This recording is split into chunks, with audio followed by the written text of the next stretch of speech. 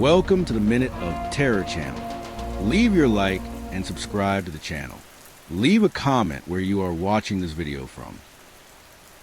I'm from a small town in the Brazilian countryside, a place where the nights are so dark you can almost feel the silence weighing on your shoulders.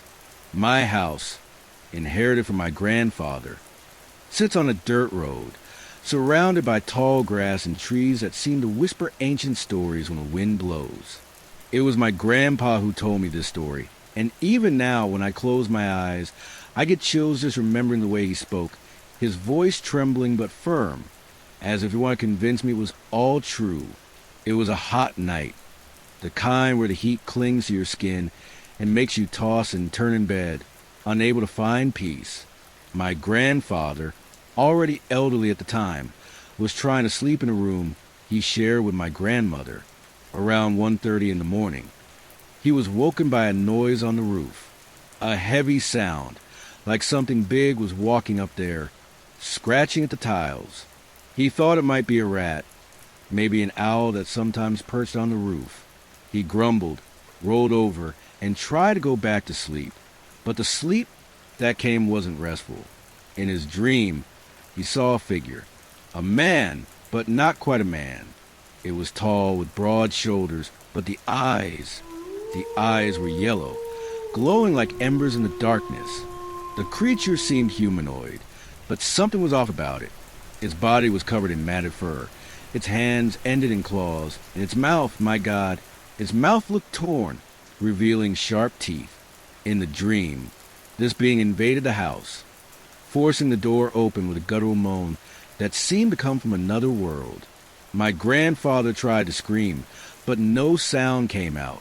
He woke up gasping, his heart racing, with a feeling he described as a weight on his chest, like something was wrong. He looked over. My grandmother was sleeping soundly, her chest rising and falling calmly, but that feeling wouldn't go away. Then he turned his head toward the hallway that led from the bedroom door to the living room. The house was old, made of wood, and the hallway was always shrouded in shadows at night. But there in the dimness, he saw it. It was him, the man from the dream. It wasn't his imagination, not a trick of a tired mind. The creature was there, standing, staring at it with those eyes that seemed to burn. My grandfather said it was like a werewolf, but different from anything he'd ever heard in the countryside tales. It was leaner, more human, but at the same time, more terrifying. Its body seemed to twist in the darkness, as if it didn't belong to this world. They stared at each other for a time my grandfather couldn't say how long. Seconds? Minutes? He couldn't move, couldn't scream. The creature just watched him, its eyes fixed, unblinking. Then, with a slow movement, it turned and walked toward the front door. My grandfather heard the sound of its claws scraping the wood, a noise he said he'd never forget, as if the creature was marking the house.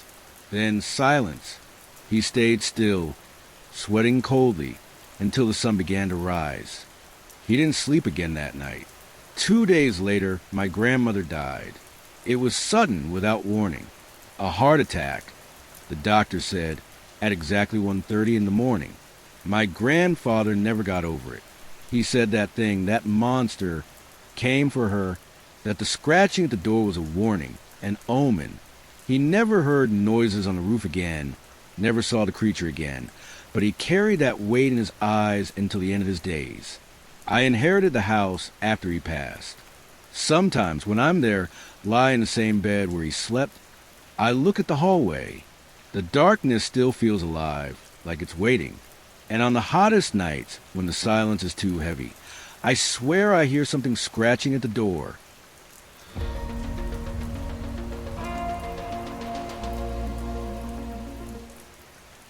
I'm from Santa Maria, a small town in the countryside of Rio Grande do Sul, Brazil, where the nights are so quiet you can hear the crickets singing, mingling with the rustle of leaves.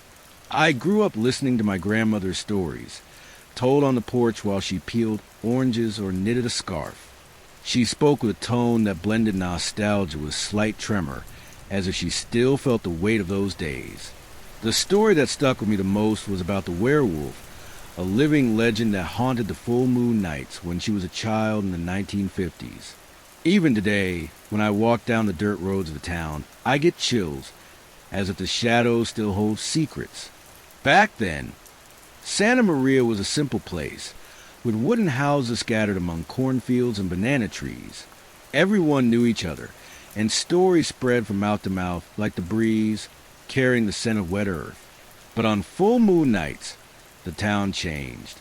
People locked their doors and windows, turned off the lights early, and whispered prayers. It wasn't just fear of the dark. It was the werewolf. My grandmother swore he existed, and the marks he left didn't lie. Near our house, there was a large plot of land full of banana trees that were the pride of the neighborhood. The golden bunches were harvested to make sweets, cakes, or just to eat with coffee. But every now and then, morning would come, and the plot looked like a battlefield. Banana trees uprooted, their roots exposed, trunks scattered around like toothpicks. It wasn't just one or two trees broken. It was several, destroyed with a force no one could explain. The first time it happened, the adults were in a panic. My grandfather, a cattle driver who wasn't afraid of anything, went out with his shotgun, looking for tracks. He found nothing but the trail of destruction. Over time, it became routine. Everyone knew it was the werewolf. I was about 8 years old when I first heard about him. I asked my mom, my dad, the neighbors, why doesn't anyone do anything? They just shook their heads, with that look of someone who knows more than they're saying. He doesn't hurt anyone, my grandmother explained, sweeping the yard with a straw broom. It's just his energy. Better he takes it out on the banana trees than on something else. I didn't quite understand. What kind of monster didn't want to hurt anyone? But the adults seemed to have a silent agreement. They knew who the werewolf was. Maybe someone I saw at Sunday Mass or at the general store buying flour. But the name, that they kept under lock and key. I imagined him as an ordinary man during the day. Maybe S.U.Z., who fixed bicycles on the corner, his hands always stained with grease, or humanoid, who lived alone in a crumbling house at the end of the street. But at night, under the full moon, he turned into something else. In my child's mind, I pictured a tall, hairy figure with yellow eyes glowing like embers. He ran through the fields, his claws tearing into the earth, ripping out banana trees with brute force, as if fighting something inside himself. My grandmother said he did it to control himself, to avoid attacking people.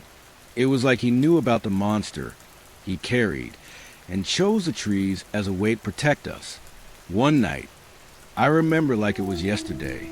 I was about 10 and standing by the window, even though I knew my mom would scold me if she caught me. The full moon lit everything up, turning the yard into a sea of silver. Suddenly, I heard a noise, a loud snap like with breaking. My heart raced, but I couldn't look away. There, at the far end of the plot where the banana tree stood, I saw a shadow. It was big, bigger than a man, but it moved with a frightening agility. It wasn't human, but it wasn't just an animal either. The silhouette leaned forward, and I heard another snap, followed by a muffled thud, like something heavy hitting the ground. The next day, for banana trees were destroyed, their roots torn out, trunks scattered as if a storm had passed through. I ran to tell my grandmother, but she just looked at me calmly and said, "Leave him be, girl. He doesn't mean harm."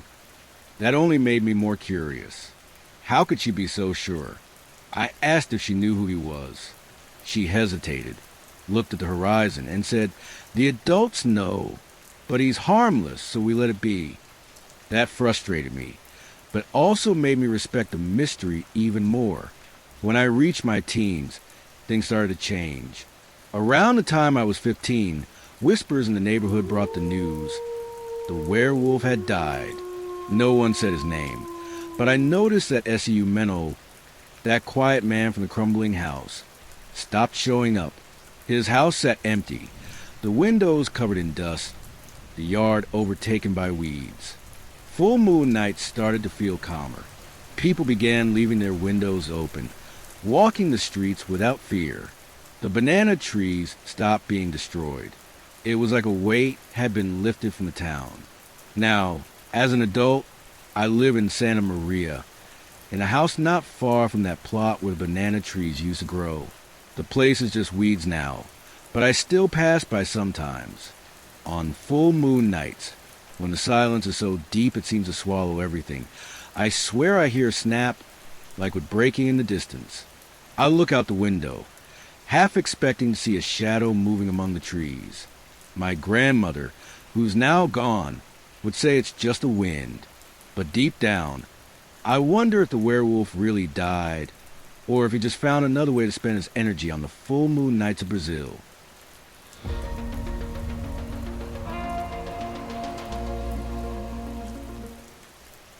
I was only 6 years old, but the fear from that night is etched in my memory like it was yesterday.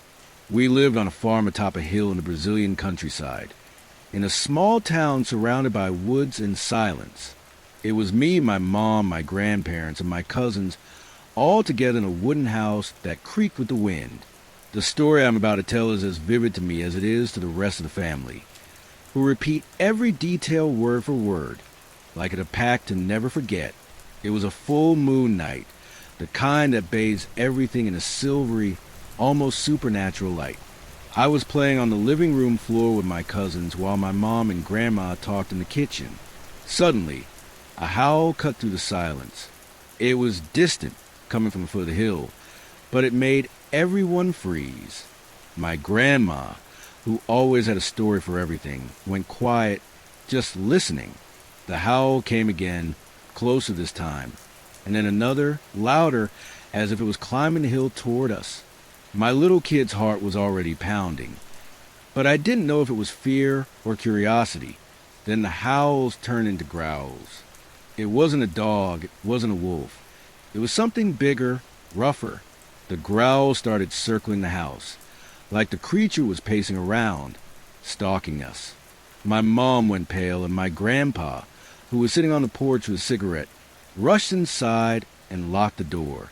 The air grew heavy, and no one said a word. Suddenly, the growl stopped. For a moment, I thought the worst was over, but then came another sound, something big, really big, walking around the house. You could hear the weight of its steps on the ground, the snap of twigs breaking, and worse, the sound of something sniffing at the doors, a low, rumbling sound, like the creature was trying to smell who was inside. The fear took over when the scratching started. It wasn't a light scratch, like a cat's.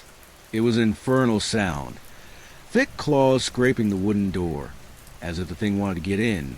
My grandma and mom exchanged a look, and I saw in their eyes a mix of fear and something else, like they knew what was out there. My mom grabbed me and my cousins and rushed us to the back bedroom. "Stay quiet," she said, her voice firm but trembling. We huddled on the bed, clinging to each other, listening to that sound that seemed to last forever. The claws scratching, the heavy footsteps, the low rumble of the creature sniffing. I don't know how much time passed. To my child's mind, it felt like hours, but maybe it was just minutes. Then I saw something I'll never forget. The bedroom window looked out onto the yard, and the full moon lit everything up. I shouldn't have looked, but I did. Out there, in the shadows, I saw a figure. It was standing upright like a man, but bigger, bulkier, with broad shoulders and a posture that didn't seem human. Its arms were long, and its eyes, I swear I saw a yellow glow, like two embers in the darkness. It wasn't just an animal. It was something between man and monster. I hid under the blanket, my heart in my throat, praying for it to go away. Finally, the noises stopped. The footsteps faded, the scratching ceased, and the silence returned, heavier than ever. My mom came back to the room and hugged us, saying everything was okay, but I knew it wasn't. The next morning, the front door was marked, covered in deep scratches in the wood, like someone had used a knife. My grandpa looked at it, shook his head. and didn't say a word. Days later, my grandma told the truth. She said it was a neighborhood werewolf, a man everyone knew. During the day, he was SCU Antonio, a kind, soft-spoken man who always greeted everyone with a smile. But on full moon nights, he turned into something else. My grandma found out because one of those nights, fed up with the scares, she shouted out the window, "If it's you, come back tomorrow morning and ask for some sugar." The next day, who showed up at the door? SCU Antonio himself, looking a bit sheepish, asking for a handful of sugar. My grandma handed it over without a word about the night before, but she knew. Everyone in the neighborhood knew. He was the werewolf, but no one talked about it openly. And, strangely, no one was really afraid of him. He doesn't hurt anyone, my grandma would say. He just prowls, lets out his energy, and leaves. Everyone I met in that neighborhood told the same story. SCU Antonio was harmless, even in his monster form. He prowled, scratched doors, howled, but never hurt anyone. When I grew up, I heard he died already old when I was about 12. Full moon nights got quieter after that. But even now, when I visit the farm, I look at the scratched door and feel a chill down my spine. Sometimes, on a clear night with a full moon shining in the Brazilian sky, I swear I hear a distant howl, as if the hill still carries the echo of the werewolf. This translation preserves the Brazilian rural setting, cultural nuances, and the eerie yet oddly comforting tone of the original story. It maintains references to the farm, the wooden house, and the werewolf legend, grounding it in the context of a small town in Brazil. Let me know if you'd like any further adjustments or specific changes.